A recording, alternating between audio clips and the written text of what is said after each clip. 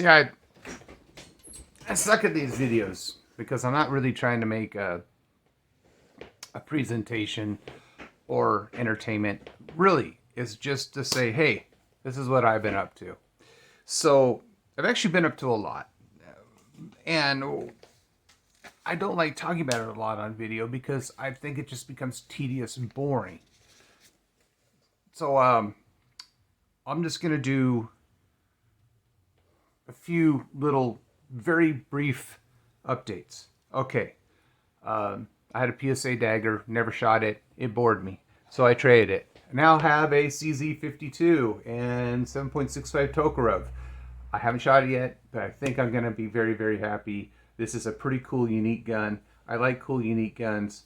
I like old surplus and Cold War stuff. So this just fits in, and the dagger did not. So I'm not saying it's a better gun than the dagger. It's better for me. So that's what I'm happy with. I was gifted the coolest little gun. It doesn't really have any high value to it. It doesn't matter. It's a cool little gun. Okay. This is a Ivor Johnson 32 Smith & Wesson. And I think it's in pretty good shape. It seems to lock up pretty good. Timing, all that. I want to find the proper ammo for it. I'm getting mixed opinions on whether it's safe to fire modern powder rounds through it or not. For now, I'm just going to see if I can find some black powder. If not, I will probably have some very weak ammo loaded up with modern powders. So that's fine. And I think I've heard that there is some modern powders out there which have a different pressure curve that's more appropriate for older firearms. I can't remember that for sure, but I think there was, but I have no idea what I'm talking about, so I'm not even going to delve into that.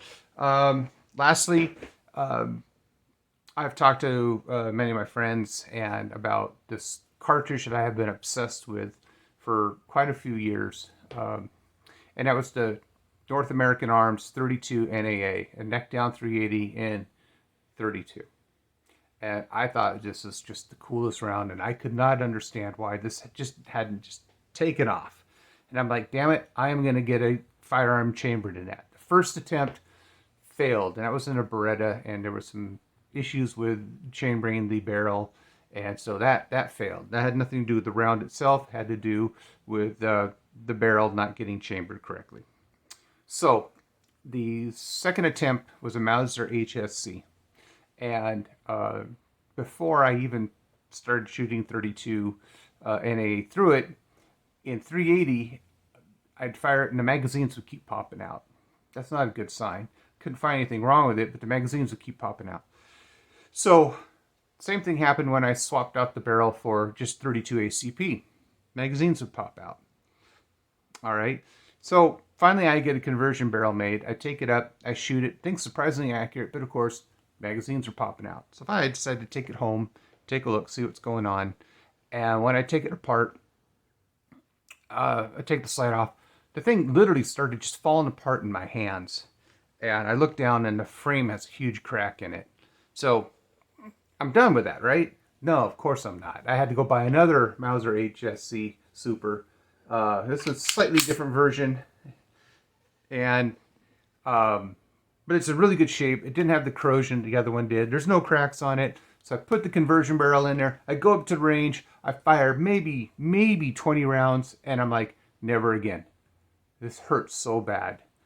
Okay, it's just such a punishing little round. And this wasn't hand loads. This was factory ammo. Some were self-defense rounds. Some were just range ammo. It just, no. Done. The recoil was so bad. Check this out. Okay, so here the safety is off in an up position. The recoil was so bad, it was putting the safety back on. And that's not a loose safety. You can hear that nice. It's not a loose safety. That's how bad it was. So anyways, other things are going on. Let's see here. Having issues with some Spanish pistols of mine. I'm going to share that nightmare with you down the road. Working on an AR project, which ARs are kind of like Glocks, are just a little bit boring, but this one's a little unique. So I'm looking forward to sharing that. And the 32 ACP Olympics, there's going to be winners and losers. Competition's on hold, mostly because the stupid Spanish pistols have really thrown a wrench into the competition. I have weeded some of the guns out. I've already declared them losers and put them out of the collection, simply so I can bring some others back in. And one of those is going to be a Remington 51 from the 1920s, and that I think is going to be a cool little gun.